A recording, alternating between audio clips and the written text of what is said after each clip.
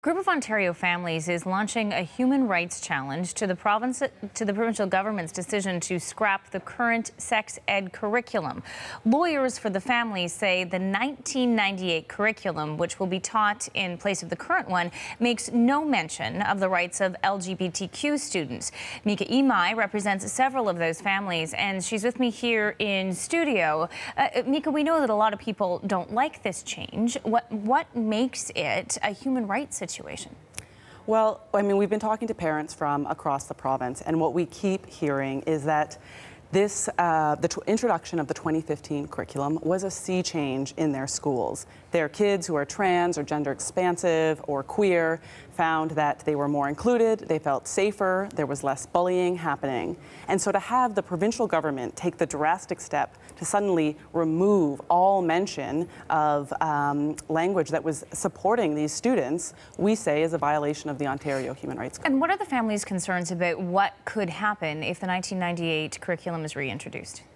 Well, I mean, as I mentioned, concerns about bullying, about erasure. The 42-page 1998 curriculum is very bare bones. It doesn't tell teachers how to introduce a student who is transitioning to their classmates. And so the concern is that students will be worried about going to the bathroom if they're non-binary, that they will be targeted by their peers, isolated, that their siblings will have to be their advocates in school and protect them, and then themselves be subject to bullying as well. Now that you have launched this case, how does it work? What happens next?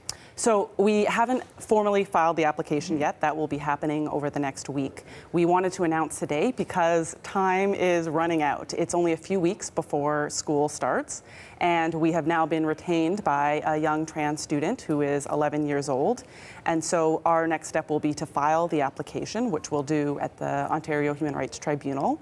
And then the government will be under an obligation to respond. So we'll be interested to see how they're going to justify this. There's no chance that this will be held up in the courts before the school year begins, right? Well, we will be seeking to have this heard on an expedited basis. There's a process for doing that at the tribunal, and special consideration is paid to minors. So our hope is that we can kind of speed this along, but of course, we're a little bit at the mercy of the tribunal.